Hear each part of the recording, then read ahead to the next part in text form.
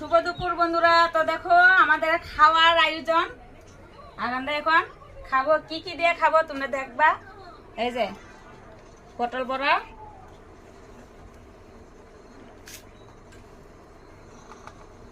আর এখানে এই যে চুকা পাতা দিয়ে গুড়া মাছ দিয়ে বানিয়েছি।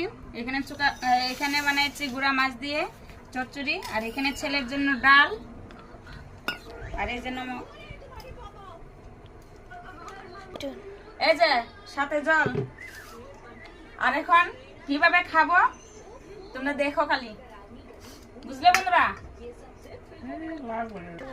কিভাবে খেতে হয় দেখো।